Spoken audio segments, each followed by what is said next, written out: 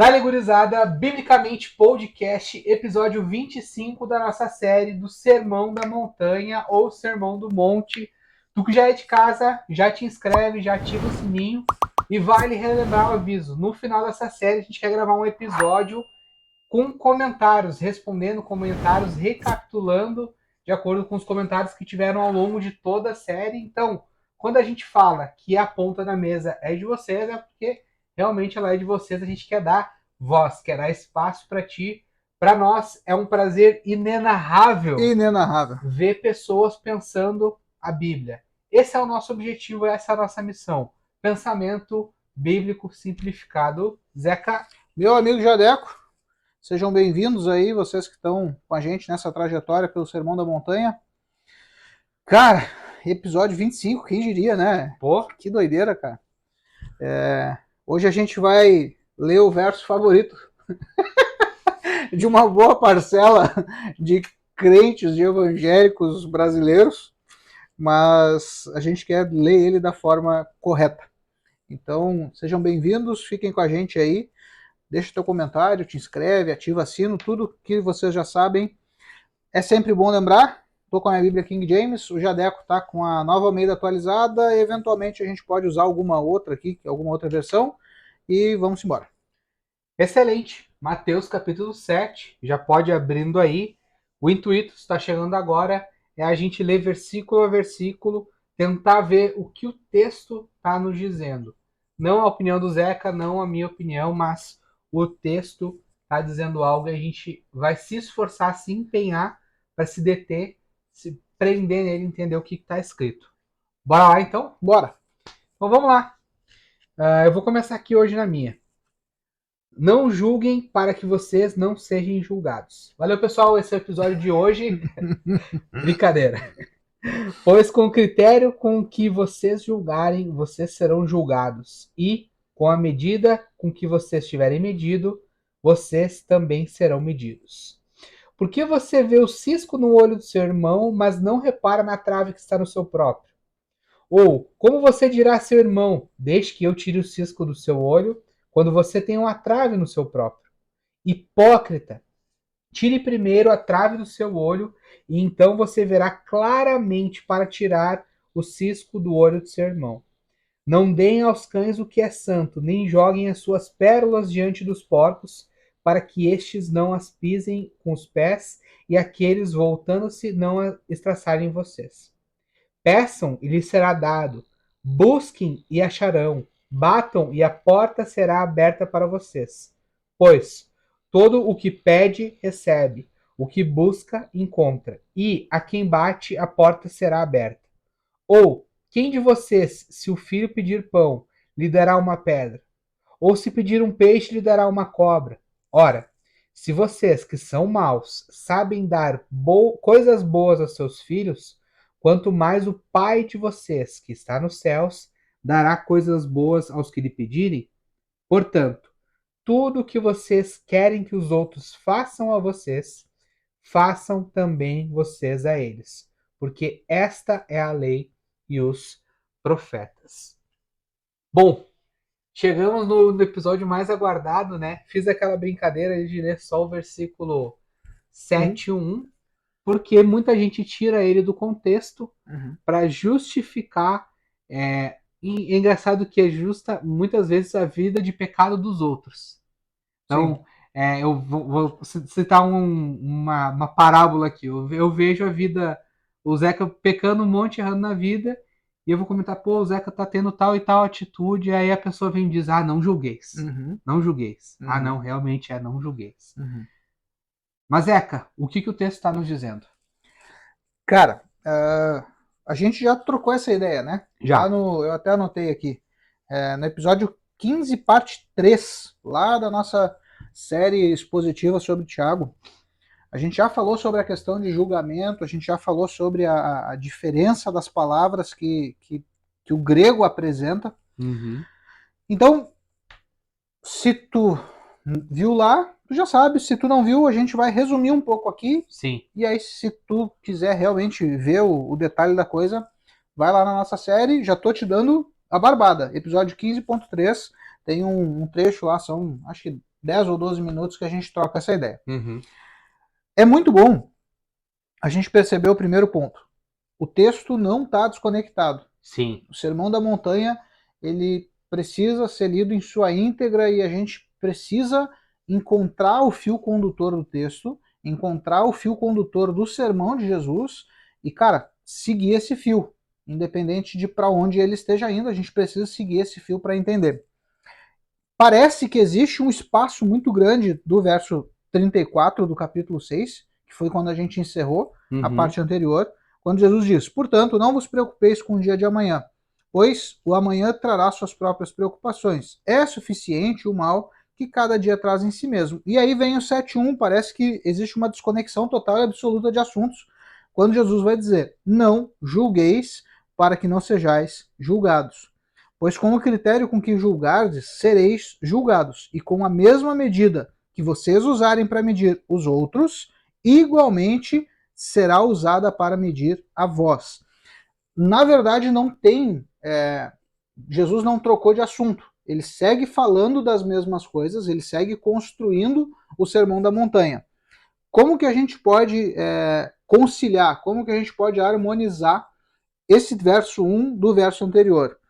Quando a gente olha para o texto, e a gente falou sobre ansiedade, a gente falou sobre confiança na providência e tudo que isso envolve, fica perceptível, talvez claro não, mas fica perceptível se tu olhar com mais atenção, que Jesus está dizendo o seguinte: cara, tu não precisa te preocupar, primeiro, né? Tu não pode servir a dois senhores. Então esse já é o ponto importante.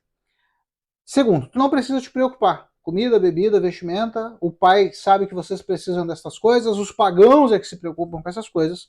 E aí, quando Jesus encerra esse trecho e começa o capítulo 7, ele já entra com essa história do não julgueis. O que Jesus pode estar comunicando a nós? Antes de entrar no mérito do pode julgar ou não pode julgar, o que é julgar, antes de entrar nesse mérito, o que Jesus pode estar falando ou trazendo para nós, trazendo à luz, é o seguinte: a gente não pode julgar, a gente não pode condenar alguém por um momento ruim, por um ponto da caminhada. A gente falou isso algumas partes anteriores, quando a gente falou lá do jovem rico. Sim. Lembra? Lembro. Hoje eu vi um comentário de alguém sobre uma determinada situação, uma cantora era gospel, agora já não é gospel, era cantora, agora já não sabe se é cantora ou cantore, tá numa metamorfose estranha, porque ela apareceu ontem numa premiação e chocou. Ontem ou antes de ontem apareceu numa premiação e chocou todo mundo com a diferença da aparência e tudo mais. E alguém foi e comentou: cara, não acredito que esse é o fim dela.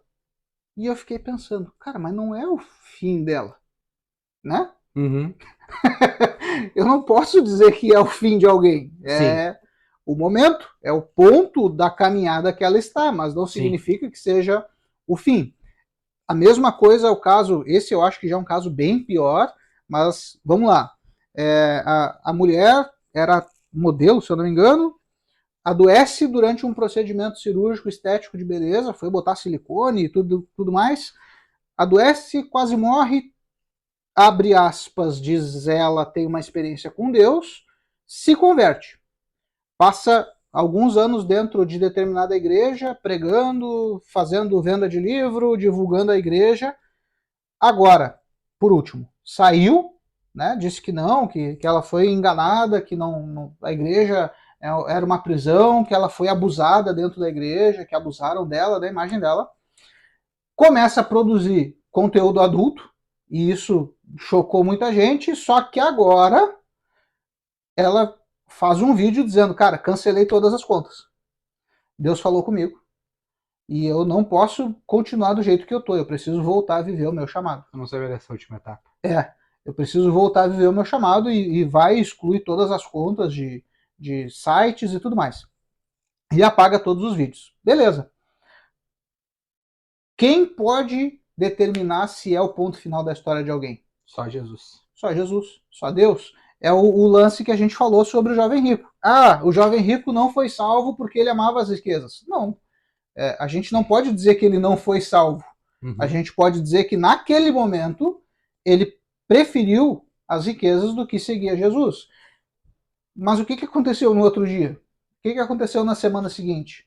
O que aconteceu quando, talvez, a gente está agora especulando, conjecturando, o que aconteceu quando esse jovem rico ouviu falar que Jesus morreu e ao terceiro dia foi ressuscitado? Sim.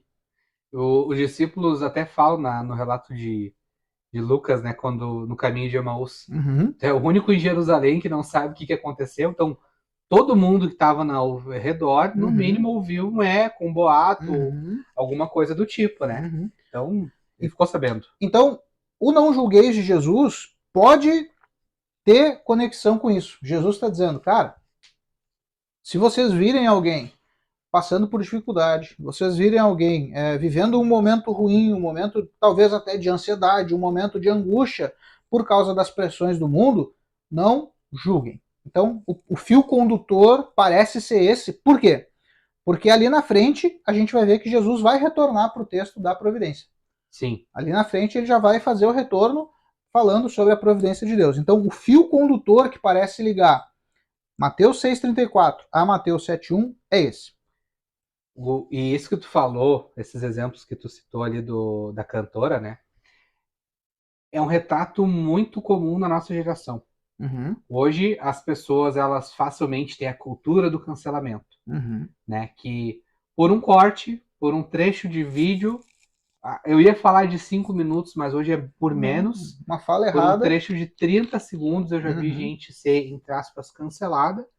A pessoa já condena, tu é ista, isso. Eu não vou mencionar porque o YouTube vai querer derrubar os istas aqui.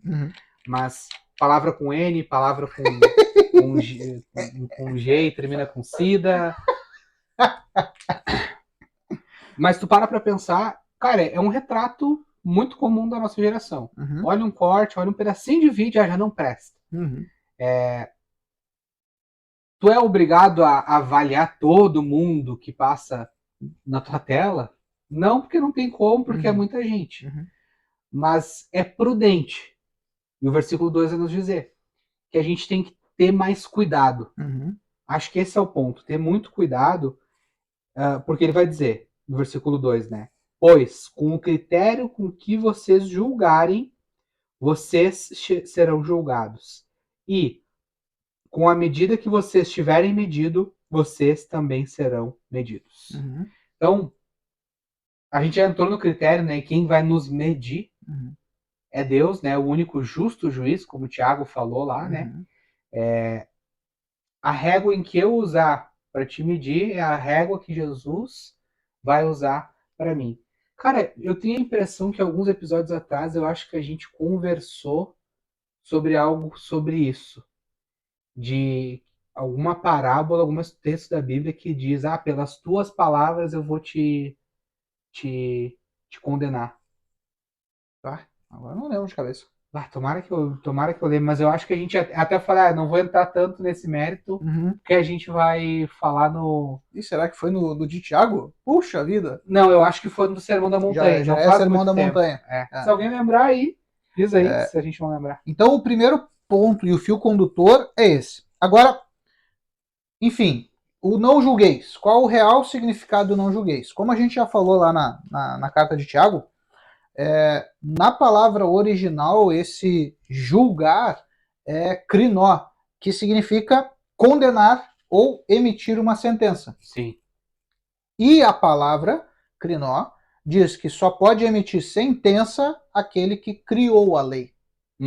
Então, uma melhor tradução ao texto, longe de nós querer propor a nova versão biblicamente, mas uma tradução talvez melhor para a língua portuguesa seria não condenem.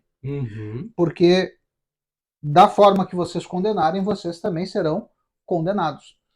A Bíblia Viva ela traz uma outra palavra, que é não critiquem por motivos escusos. Não critiquem por motivos... Eu até anotei essa palavra aqui. Cadê? Motivos injustos. Não critiquem por motivos injustos. Pode ser, mas no original é condenar. Então, o que a Bíblia diz que a gente não pode fazer é condenar alguém. Eu não posso te condenar e dizer, não, o Jader vai para o inferno. Ou te condenar e dizer, não, o Jader já está garantido no céu, por isso e aquilo. Não, Sim. isso não cabe a mim, não cabe a nós. Cabe a quem? A quem fez a lei. E quem fez a lei, Tiago vai dizer, Deus, juiz e legislador. O justo juiz, o legislador. Mas existem textos, e lá em Tiago a gente fez essas leituras, em Romanos, Atos e mais alguma carta de Paulo, se eu não me engano, existem textos claros onde Paulo julga uma questão, ou Paulo diz que a gente tem que julgar. E aí a palavra é outra. A palavra já não é crinó, já não é, condenar. A palavra agora é criterion, ou seja, ser criterioso, ponderar, colocar na balança, medir as coisas. Ouve um lado da história, ouve o outro lado, tenta olhar de fora a história, porque isso é o que vai fazer com que a gente possa tomar as decisões certas. Então, não é o caso que o Jader citou. Eu estou vivendo errado, ele fala disso com alguém e a pessoa diz não julgueis. Não, ele tem o dever de olhar minha vida, examinar minha vida e, se for para me restaurar, buscar alguém que possa colaborar nessa restauração. Sim. 1 Coríntios foi o texto, a outra carta que faltava. 1 Coríntios a gente leu o caso lá do cara que tem caso com a madrasta e Paulo ele julga a causa, ele usa de critérios para dizer, não, esse cara, o que ele está fazendo está errado, a igreja está agindo errado por estar cobertando isso, afastem esse cara da comunhão. Então, esse é o lance. A questão não é julgar, a gente precisa julgar, ponderar, ser criterioso com as coisas. O que a gente não pode fazer? Condenar ninguém. Ah, vou condenar a cantora tal. Não. Ah, vou condenar... Cara, não. Não cabe a nós, não cabe a nenhum de nós. Isso é papel do Senhor. Perfeito. E antes de fazer esse julgamento, Jesus já vai falar, né? Ele vai falar que, olha, não julguem. Antes de julgar, se autoanalisa, né? A gente vê muito desde das bem-aventuranças, o Sermão do Monte falando, né? Da relação de nós com nós mesmos, nós com Deus e nós com o próximo. Então, antes de eu olhar para fora, eu tenho que olhar primeiro para dentro, né? Tu quer seguir? Vamos seguir no 3 aí? Pode. Vamos lá. Lê da tua, eu já li na minha toda aí. Diz assim, por que reparas tu no cisco? E no original esse cisco é pequeno pedaço de palha. Então é uma poeirinha que se desprendeu da palha e caiu no olho. Por que reparas tu no cisco do olho do teu irmão, mas não percebes a viga que está no teu próprio olho? Essa palavra é interessante, porque quando a gente lê na João Ferreira de Almeida, normalmente é trave. Isso. Né? E, cara, do Brasil, o país do futebol, trave é o quê? Futebol. Exato. E aí o cara fica imaginando o cara com uma goleira no olho. Não. A palavra viga tem a ver com a principal madeira, viga, né? A principal viga de sustentação de uma casa. Sim. Ah, mas isso é impossível. Óbvio, Jesus está usando a figura de linguagem da hipérbole. Sim. E ele usa isso para que isso fique gravado na mente do ouvinte. Sim.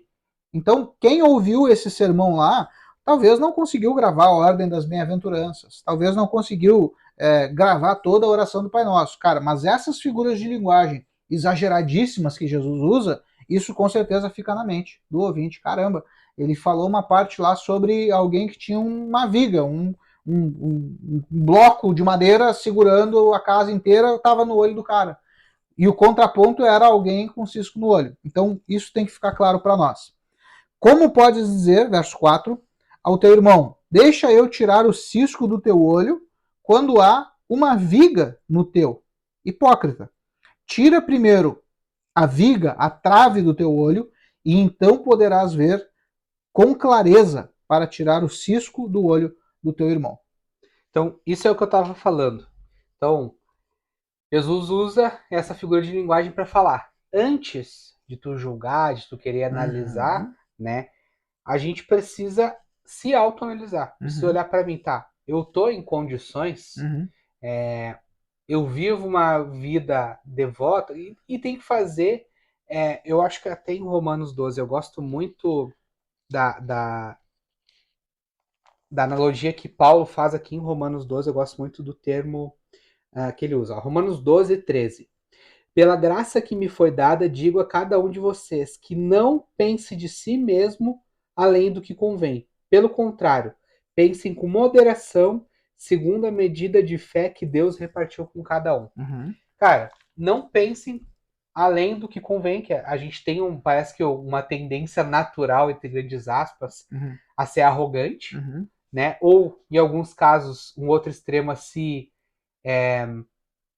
não é subestimar, mas se humilhar, não também Subestimar. se subestimar Se demais, vitimizar. vitimizar, Uhum. exato.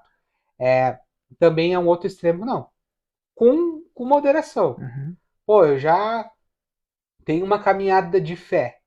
Eu sei que eu tenho coisas a melhorar, mas eu olho para mim, pô, o mínimo eu já cumpri. Uhum. O mínimo, pelo menos eu já sirvo para ser um servo inútil, que faz o que me é mandado, né? Como Jesus falou.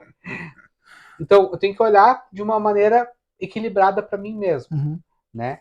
E aí, eu tenho que fazer tem o texto da ceia, né? Examine-se o homem a si mesmo, Sim. 2 Coríntios 11, né? Primeira 11. 1 Coríntios 11. Isso. Então, a gente olhar para si mesmo, né? Ele vai falar, não repara na trave que está no seu olho próprio, né?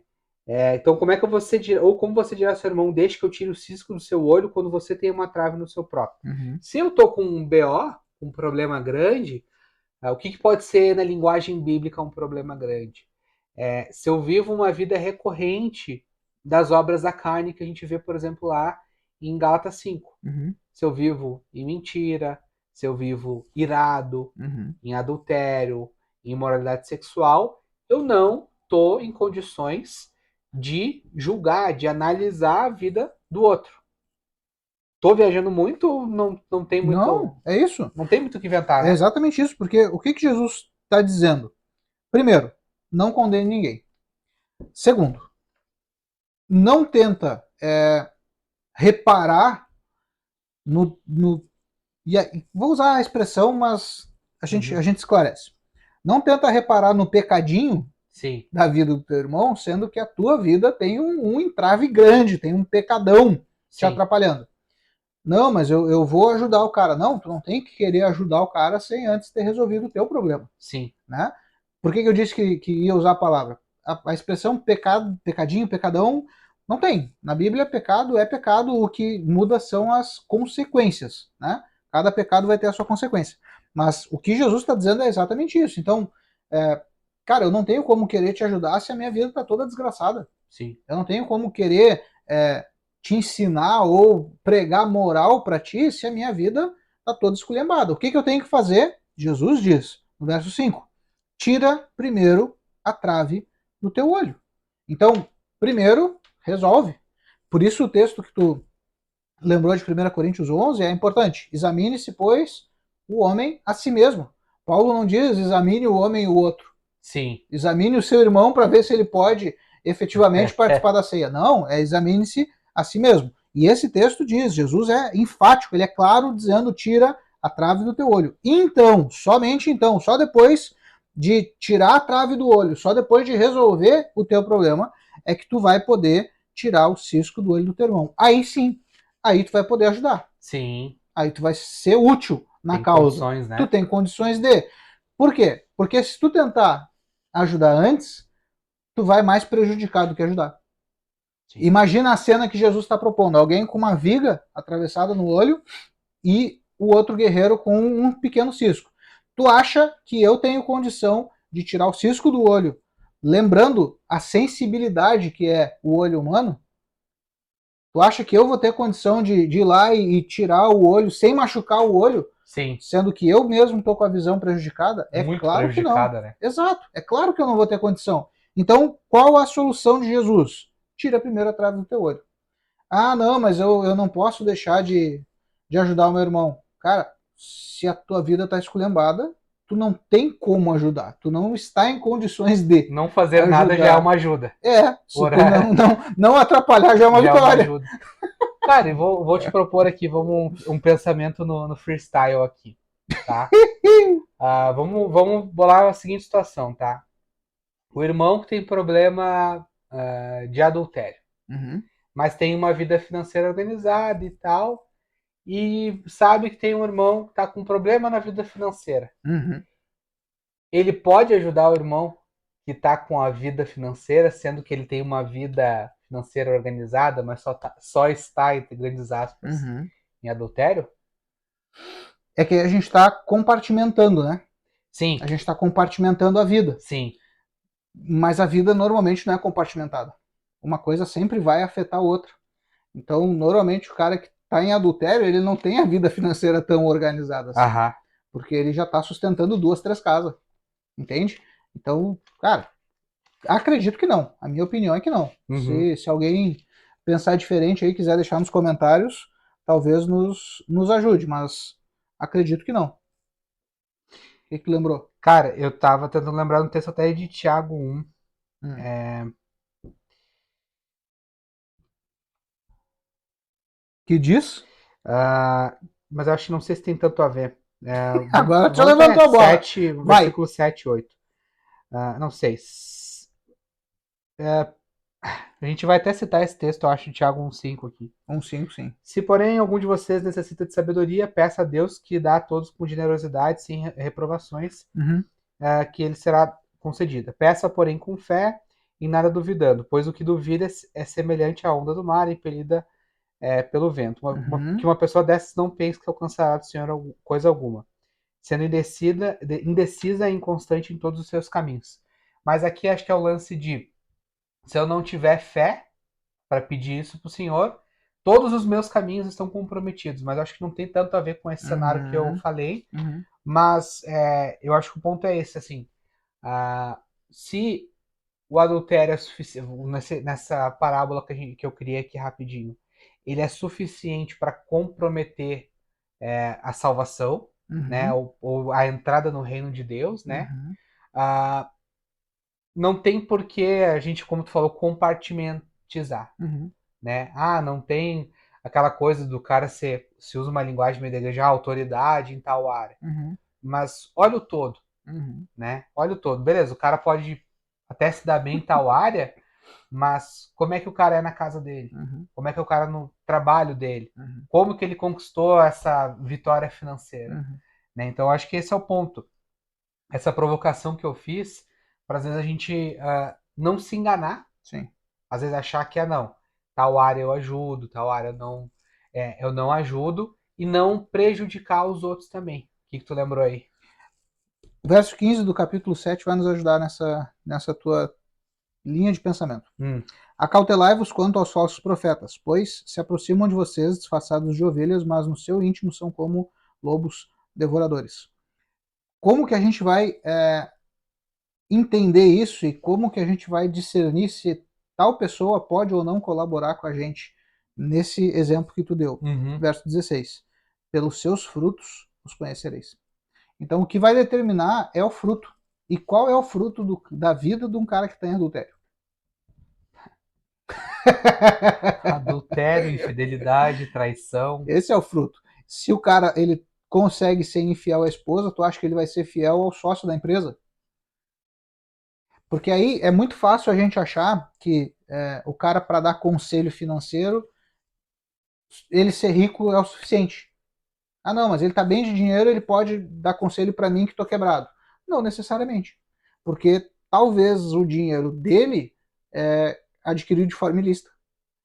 Porque ele é infiel, ou ele é desleal, ou ele é traidor com as pessoas que estão trabalhando ou com ele, ou até mesmo para ele. Entende? Cara, não tem como. E a gente vai reconhecer isso pelos frutos que a pessoa vai dar. Sim. Então, mas eu não consigo ver de forma evidente o fruto. Então, cara, na dúvida, deixa quieto, não te envolve. Se existe qualquer sombra de dúvida de que o cara pode estar fazendo uma coisa dessa, deixa quieto, não te aconselha com ele. Vai te aconselhar com Provérbios, vai te aconselhar com Salmos, vai te aconselhar com a Bíblia. Por quê? Porque aí não tem erro, aí não tem chance, não tem margem para erro. Agora, o que o texto está dizendo, e isso é importante a gente entender. Para ajudar alguém, eu preciso primeiro ter condição de ajudar alguém. É o exemplo que a gente deu antes. Eu não posso, vamos até melhorar o exemplo. Eu não posso, sendo um médico cirurgião, querer operar alguém tendo a minha vista prejudicada. Eu Sim. preciso estar 100%.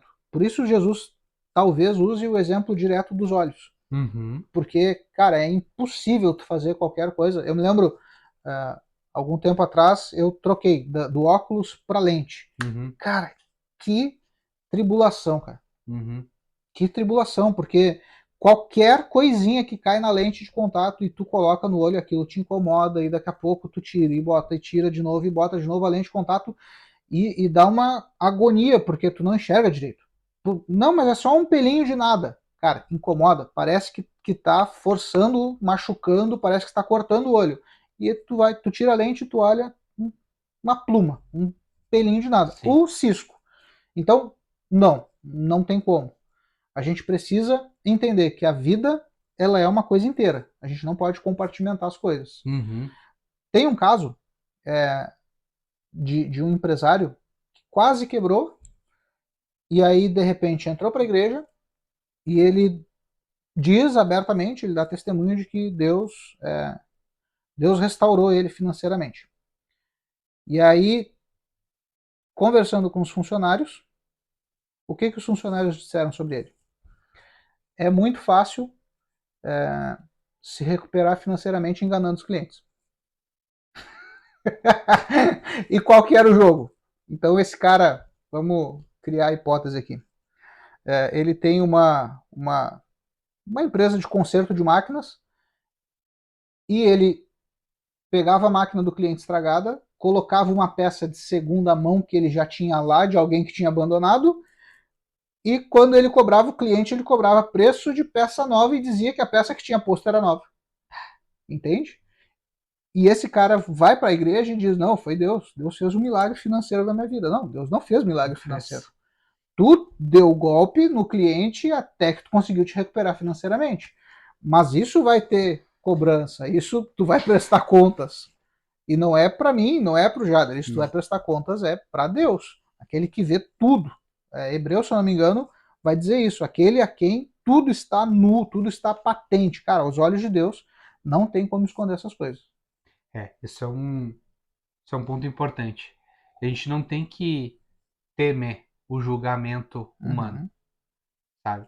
Até tu que é alvo de julgamentos, cara, a gente não tem que ser o nosso principal medo, uhum, né? Mas a gente tem que temer a Deus, uhum. né? Porque no final da nossa vida é quem a gente vai prestar contas. Então, se eu andar reto diante de Deus, se eu for aprovado por Ele, o resto, cara, não tem muita importância. Claro, é bom manter um bom nome, uma boa reputação, mas isso é uma consequência de andar no temor do Senhor, Uhum, né? Tu vai ser fiel ao teu cônjuge, tu vai ser bom pai, tu vai ser um bom funcionário, um bom patrão, um bom empreendedor, uhum. enfim, e vai fazer sapatos que a preços justos Isso aí, e que isso aí. glorifiquem a Deus. O problema da gente compartimentar é que a gente entra no lance do rouba, mas faz. É, exatamente, Ou exatamente. se não, a gente ouve bastante, né? O cara traiu a esposa, abandonou a família, abandonou, deixou lá, mal e porcamente paga uma pensão, mas aí final de semana ele pega a filha ou o filho, sei lá, leva para casa, tira foto e as pessoas dizem: "Não, mas ele é um bom pai". Não, ele é um péssimo pai porque ele abandonou o relacionamento conjugal, ele abandonou o casamento, ele abandonou a aliança, ele abandonou o que ele havia prometido. Então, não, ele não é um bom pai. Ele falhou como pai lá atrás, ele falhou como pai, como homem, como marido, falhou em tudo. Só que na aparência, aí a gente compartimenta as coisas e a gente diz, Sim, não, ele é um bom pai. Cara, não funciona assim. A vida, ela é que nem o sermão da montanha. É uma coisa só e a gente não pode compartimentar, senão vira bagunça. boa. Mais alguma coisa pra gente ver aqui? Eu acho que é isso aí. Boa. Vamos seguir então. Quer ler o versículo 6 aí pra nós? Ah, cara, esse é o texto que talvez vai nos dar mais trabalho para explicar. Vamos lá. Mateus 7, verso 6 diz assim: Não deis o que é sagrado aos cães, nem jogueis aos porcos as vossas pérolas, para que não as pisoteiem e, voltando-se, vos façam em pedaços. Só esse trechinho aqui já é de um problema enorme. Mas eu vou deixar para te falar. É sempre válido, né? Jesus não fez uma pausa, ele não foi Uhum, descansar, ele não foi pegar o barquinho dele, não, que ele não tinha uhum, nem barco, mas não foi andar de barco.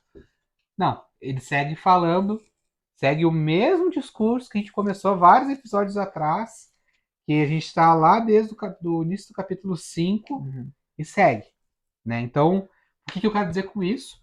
Para a gente não desconectar os textos, né? uhum. Então a gente tem que preservar o contexto. E por que Jesus usou os termos cães, santo, ou acho que é de sagrado, né? Sagrado. Uhum. Sagrado, pérolas e porcos. Por que Jesus usou? Foi em vão? Não, certamente não, porque a gente sabe que Jesus não gastava muito tempo deles com Uhum. bobagem, com coisas em Uhum. vão, e tudo que ele falava, ele sempre foi muito intencional, ele sempre foi muito Assertivo, né, cara? assertivo. É impressionante. Para o judeu, eu vou pegar os mais fáceis e vou deixar os mais difíceis contigo. Hum. O cão e o porco eram animais impuros, Uhum. né? Se eu não tô ruim de referência, acho que na lei a gente vai ter que o judeu não poderia comer carne de animais com a pata fendida, né? Uhum. Tem um contexto, Uhum. né? Que era Tem por toda a conta questão sanitária sanitária, envolvida. né? Uhum. Que é problemática na carne do porco. Uhum. Não precisa deixar de comer carne de porco, tá? E o cão também era um animal considerado impuro também, que se não me engano, acho que até também estava na lei Uhum. dos animais que não poderiam ser consumidos, Uhum. né, na lei mosaica. Basicamente é isso. Então, não jogar, não dar o que é santo, nem jogar pérolas Uhum. para coisas ou pessoas impuras, né, Uhum. que como os judeus consideravam. O que são as coisas santas e as pérolas para o judeu? Coisas santas, muito provavelmente, Jesus ele está fazendo uma referência ao templo. Uhum, Quando a gente olha para a história da construção do templo, ou quando a gente olha para qualquer momento no templo, lá no Velho Testamento, a gente vai ver pão da propiciação, mesa da propiciação, coisas consagradas que eram utilizadas no templo. Então, muito provavelmente, Jesus está conectando e ele está dizendo o seguinte, cara, não deem o que é sagrado, ou não peguem as coisas do templo e deem aos cães. Se a gente fosse botar na nova versão Jader, é o seguinte, não pega a bacia lá do templo para botar comida para o cachorro. aham, Poderia ser algo nesse sentido. Já a pérola não tem conexão religiosa, mas tem uma ligação de valor. sim. Então, pérola na época e naquele lugar no Oriente, pérola era uma das joias de mais valor. Então, o que Jesus está dizendo é o seguinte: não peguem o que é sagrado e coloquem para os cães. Vale também a gente lembrar que o cão não é o teu pet, nem o meu pet que a Uhum, gente tem em casa. Os cães daquela época eram extremamente agressivos e carnívoros. No Velho Testamento a gente tem o caso de Jezabel, que foi devorada por cães. Ela uhum, caiu de uma determinada altura, morreu. A diligência passou, a história seguiu e quando voltaram para recolher o corpo, estava só as mãos e os pés porque ela tinha sido devorada por cães. E a gente trocou essa ideia já na parábola do rico e Lázaro. Existe uma teoria que diz que Lázaro também foi devorado por cães. Por sim. quê? Porque o rico teve funeral. Mas Jesus não fala que Lázaro teve funeral. O que Jesus fala? Que Lázaro estava tão doente, tão enfermo, que os cães lambiam as feridas dele. Então, Uhum, essa teoria diz que o que Jesus está comunicando é que aquele cara viveu de uma forma tão miserável que ele não teve nem um enterro digno. Ele uhum, morreu e os cães de rua comeram ele inteiro e não sobrou nada. Pois bem, um detalhe importante também é a gente perceber que cães é a forma como os judeus se referiam aos gentios. sim. Lembra lá o caso daquela mulher que chega para Jesus e pede que ele cure a filha dela? Uhum, E Jesus vai dizer, cara, não convém que eu tire a mesa dos filhos, ele está falando dos judeus, e dê aos cães, que ele está falando dos gentios. sim. E ela era uma mulher gentílica, Uhum, gentia. Jesus, muito certamente, não fala por desprezo, sim. ele fala como um teste, ele fala para ver o que ia sair daquilo. E a mulher responde com uma sabedoria que encanta Jesus. Ela diz, certamente, senhor, o senhor está certo. Não é bom mesmo tirar da mesa do filho e dar para o cachorro. Mas tem um detalhe. Até os cãezinhos ficam na volta da mesa para comer as migalhas que caem da mesa. E Jesus se surpreende e se admira com a fé daquela mulher. Então, tudo isso está só nesse trechinho de texto que a gente está lendo. Uhum. A pergunta de ouro é o seguinte: do que Jesus está falando? Do que Jesus está falando? Por quê? A gente já sabe que o que é sagrado tem relação ao templo, a gente já sabe que os cães eram violentos, a gente sabe que os porcos eram animais considerados imundos, a gente sabe que pérola era uma das joias mais valiosas. Ok. Do que Jesus está falando, cara? Por quê? Porque ele começa falando, não julgueis. Com o critério que vocês julgarem, também vão julgar vocês. Beleza. Ele vai para a história do cisco e da viga. Uhum. E agora, do nada, entre aspas, ele diz, não deis aos cães o que é sagrado, não joguem aos porcos as vossas pérolas para que não as pisoteiem e, voltando-se, vos façam em pedaços. Parece que o que Jesus está dizendo é o seguinte, olha só. Vocês não devem julgar ninguém pelo momento ou pelo ponto da caminhada que essa pessoa está. Não condenem, não julguem. Uhum. Porque se vocês fizerem isso, vocês vão ser condenados, vocês vão ser criticados injustamente da mesma forma, com a mesma medida. Vocês não devem também querer tirar o cisco do olho de alguém, sendo que vocês têm uma viga atravessada no olho. Não sejam hipócritas. E toda vez que Jesus fala hipócrita no Sermão da Montanha, a gente tem que lembrar que ele pode estar referindo aos fariseus. Sim. Porque esse era o termo que ele usava para lidar com os fariseus. Uhum. Não sejam assim. Não tentem curar alguém sendo que vocês estão doentes. Então, tirem primeiro a trave do olho e depois vocês podem ajudar. Porém, o que o texto parece nos comunicar é o seguinte: dentro de tudo isso, eu não posso condenar, eu não posso querer tirar o cisco do olho do irmão, eu não posso querer tratar o pecado do outro sem antes resolver o meu, mas eu também não posso banalizar aquilo que é sagrado. Esse é um ponto que parece ser o que Jesus está dizendo. Uhum. Por que parece? Porque na igreja primitiva, quando a gente lê os relatos dos pais da igreja, o primeiro, o segundo século, é legal a gente ver como que eles interpretaram isso. E eles interpretaram isso falando sobre ceia. Sim. Eles interpretaram que não dar o que é sagrado aos cães e as pérolas aos porcos é não permitir que pessoas que não faziam parte da igreja, que não eram membros ativas da igreja daquela época, pudessem participar do sacramento da ceia, porque isso violaria a sacralidade, a importância, isso ia tirar a relevância do que é comer o pão e beber o cálice. Tu usou uma palavra quando a gente estava pensando, como é que é? Não dá ceia ao incrédulo. Então, a igreja primitiva entendeu isso, entendeu dessa forma. A gente tem textos que vão colaborar, não exatamente com isso, mas que vão colaborar com o significado de que Jesus está dizendo o seguinte: vocês não devem condenar, vocês não devem querer tirar o cisco do olho do outro enquanto vocês têm uma trave, porém, vocês também não podem achar que tudo é festa, que tudo é amor, tudo é gratiluz, tudo é loucura, tudo é simples demais no reino de Deus. Não, existem coisas que são sagradas, existem coisas que são preciosas, pérolas. Por isso ele vai usar essa expressão. Um dos comentaristas que a gente leu, ele até diz o seguinte, né?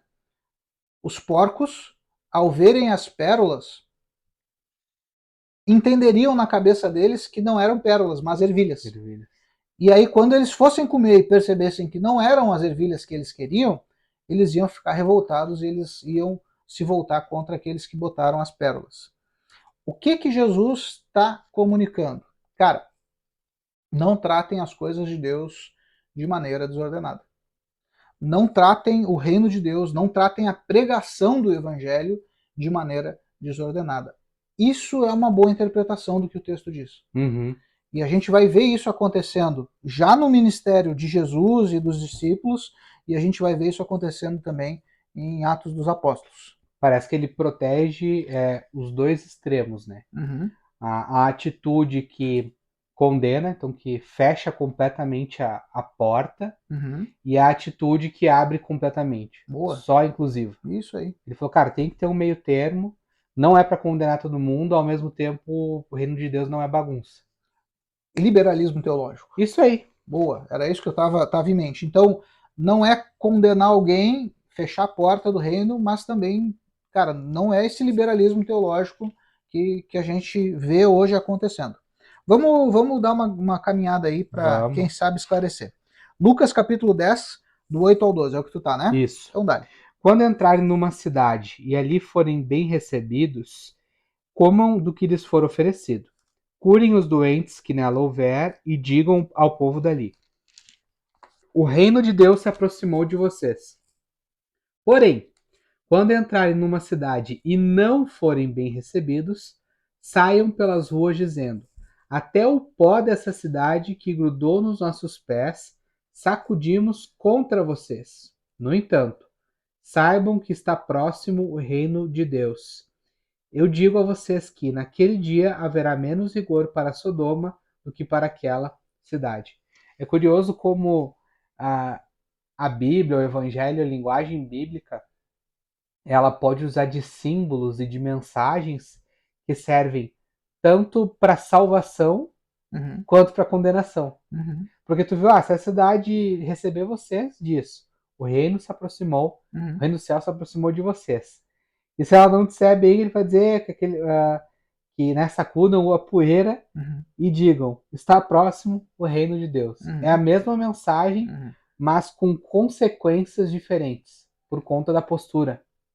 É o que Paulo vai falar mais para frente, que em nós e para nós os que cremos, o bom perfume de Cristo tem cheiro de vida. Sim, Para os que não creem, o bom perfume de Cristo tem cheiro de morte. Por quê? Porque a recusa ao evangelho gera morte. sim, A aceitação traz vida, mas a recusa ao evangelho gera morte. O lance do sacudir a poeira dos pés é um sinal de protesto. sim, Então, o que Jesus, ele está comissionando os seus 70 discípulos, 72, algumas versões vão trazer, enfim, 70 pessoas ou mais, e ele diz o seguinte: vão de dois em dois em cada cidade, vilarejo, localidade, entrem e anunciem, o reino de Deus está próximo. Se vocês forem bem recebidos, fiquem lá até que todos tenham ouvido a mensagem, preguem, orem, expulsem demônios, façam o que tiver que fazer. Se vocês não forem bem recebidos, batam os pés, sacudam a poeira e digam: o reino de Deus está próximo, está chegando. O que é a pérola ao porco? O que é sagrado aos cães? Então, Jesus está dizendo o seguinte: quando vocês anunciarem o reino de Deus, anunciem para aqueles que querem. O cão, no texto lá de Mateus, é aquele que não está interessado no que é sagrado. Um cão não está interessado no que é sagrado. O que o cão quer? Ele quer carne. Ele quer o que é carnal. Ele quer o que alimenta, o que satisfaz o vazio existencial. O porco não quer pérola. O que vale mais? Uma pérola ou uma ervilha? Ambas do mesmo tamanho e do mesmo peso. Quem vale mais? A pérola. Tô parecendo a guria do iPhone. Jeová da guerra! Mas olha só, a pérola mesmo valendo mais, pro porco, não. Pro porco ele quer a ervilha. Por quê? Porque ele quer só matar a fome natural. O que Jesus está dizendo no texto lá de Mateus 7 é o seguinte, cara. Vocês precisam levar a mensagem a quem quer ouvir a mensagem. sim. Vocês precisam compartilhar o que é sagrado e o evangelho é sagrado. A gente não está falando aqui que a música A, B ou C é sagrada, a música D, E e F não. Não, não é isso. Jesus está falando do reino de Deus. Sim. Então, o que é sagrado é o reino de Deus. Sim. Quais são as pérolas? É a mensagem do reino de Deus. Essa é a principal interpretação desse texto. A gente vai ver ainda lá em Atos 13. Eu até ia colocar um trecho maior, mas do 44 já nos favorece. A gente está vendo o ministério de Paulo aos gentios começar. E o texto anterior ao que a gente vai ler diz que Paulo foi numa sinagoga, pregou por alguns dias, as pessoas ouviram, gostaram e pediram: prega mais, volta no outro dia para pregar mais. Acolheram, né? Acolheram, ficaram interessados. Vamos ler o 42, ó. Quando Paulo e Barnabé estavam saindo da sinagoga, E isso ele já fez uma rica de uma pregação, uma rica de uma exposição. Se tu tiver tempo e boa vontade, vale muito a pena, pega a partir do verso 13, porque Paulo faz o resumão glorioso do Velho Testamento até chegar à vida de Jesus, à morte e à ressurreição. Verso 42. E o povo os convidou a ensinar mais a respeito desse assunto no sábado seguinte. Por que sábado? Porque sábado era o dia de descanso dos judeus e era o dia de ir na sinagoga. Depois que a congregação foi despedida, muitos dos judeus e dos gentios devotos convertidos ao judaísmo seguiram Paulo e Barnabé, e estes conversaram com eles, recomendando-lhes que seguissem perseverando na graça de Deus. Então, houve um interesse, despertou o interesse daquele povo, daquela cidade. Só que olha o que acontece a partir do verso 44. No sábado seguinte, quase toda a população da cidade se reuniu para ouvir a palavra de Deus. Entretanto, quando os judeus observaram a multidão, ficaram tomados de inveja e, de forma desrespeitosa e ultrajante, contradiziam o que Paulo pregava. Lembra o que Jesus disse lá? Que se a gente der o que é sagrado aos cães e que se a gente jogar pérolas aos porcos, eles vão se voltar e vão tentar dilacerar? É isso aqui que Jesus está falando. Esse é o texto que encaixa melhor na melhor tradução possível. Então Paulo, versículo 46, então Paulo e Barnabé, tomando a palavra com toda a coragem, lhes afirmaram: ora, importava que a vocês, em primeiro lugar, fosse pregada a palavra de Deus. Porém, considerando o que vocês estão rejeitando, e vocês mesmos se julgam indignos de receber a vida eterna, eis que a partir de agora nos dirigimos aos gentios. Porquanto dessa maneira o Senhor nos ordenou: eu te constituí como luz para os gentios, a fim de que tu leves a salvação até os confins da terra. Ao ouvirem essa declaração, os gentios se alegraram sobremaneira e glorificavam a palavra do Senhor. E todos quantos haviam sido escolhidos para a vida eterna creram de coração.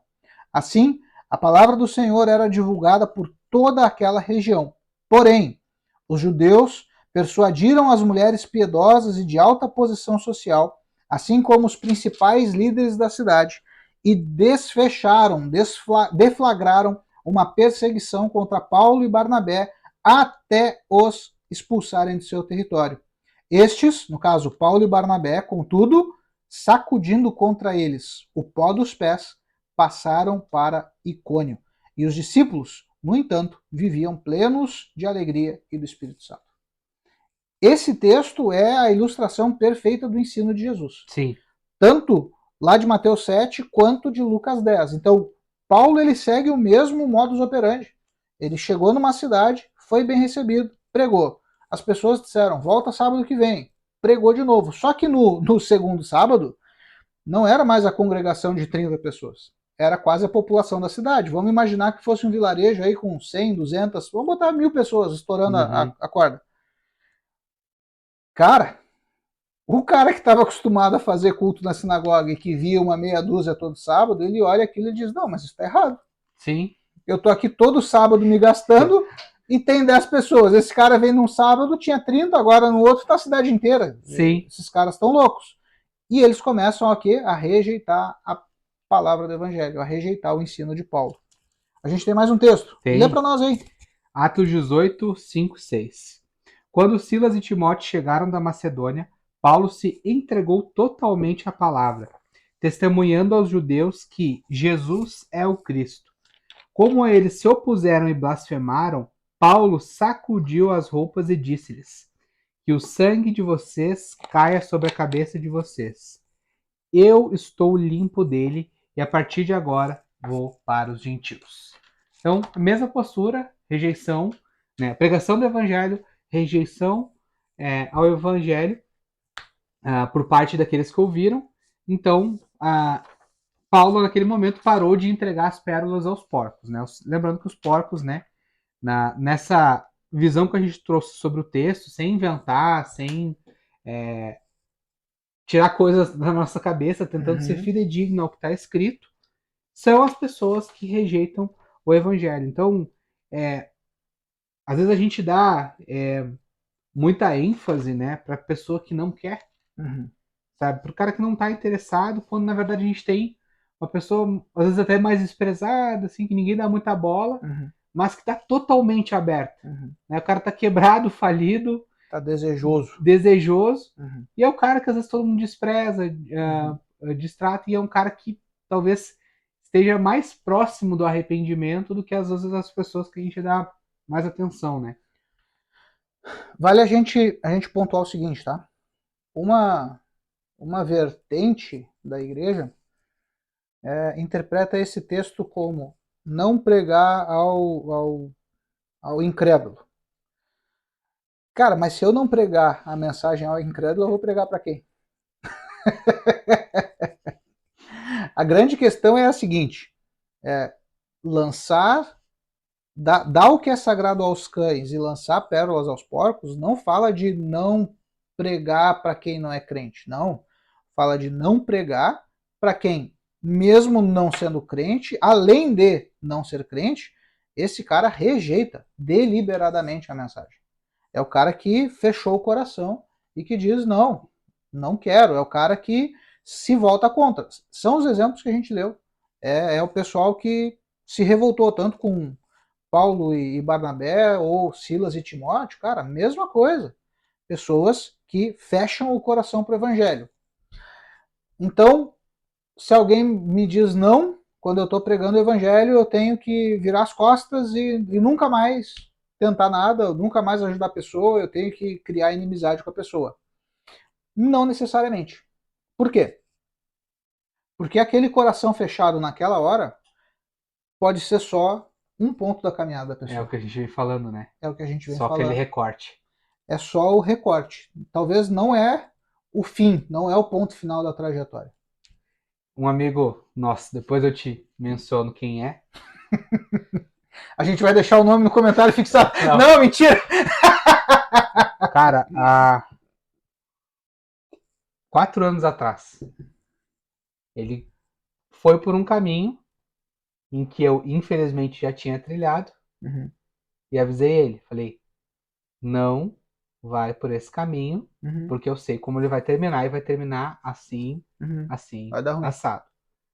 Ele seguiu esse caminho, Uhum, seguiu sendo meu amigo uhum, e, cara, bola pra frente. Eu não ia ficar no pé dele, ele sabia o que eu pensava. uhum, Na época, foi o único que tive coragem pra dizer isso na cara dele. E beleza, as coisas seguiram. Aí, 4 anos depois, a gente conversando, eu nem acho que lembrava que eu tinha dito isso pra ele. uhum, Ele falou, bah, Jada, tu tinha me cantado essa pedra que ia acontecer exatamente isso que uhum, aconteceu e na época eu não acreditei e foi o que aconteceu. uhum, E eu não tô falando isso pra me exaltar, mas foi aquilo, cara. Ele precisou, uhum, ou não, ele optou por passar por aquilo, né? Mas pelo menos chegou num ponto lá na frente em que ele reconheceu, cara, uhum, aquele caminho que eu tava levando realmente não era bom. Aquilo que tu me deu na época, né, foi um conselho bom. uhum, Se eu tivesse ouvido, eu não precisaria ter passado esses BO todos que eu passei. uhum, Então, eu acho que é bem isso, cara. Naquele recorte, ele não valorizou aquilo. uhum, Mas depois que passou, ele entendeu, cara, aquilo era algo bom, algo útil pra mim, uhum. né? Excelente. Dali gurizada, Jader do Biblicamente Podcast. Muito obrigado por assistir o episódio até aqui. A gente espera que ele tenha acrescentado a tua vida de fé. Eu tô aqui só para avisar que vai ter uma próxima parte desse episódio, então fica ligado nas nossas redes sociais, no YouTube, Instagram, Spotify, já segue a gente lá, ativa o sininho e tudo aquilo que envolve a rede social e fica de olho que nos próximos dias a gente vai postar a próxima parte. Aquele abraço.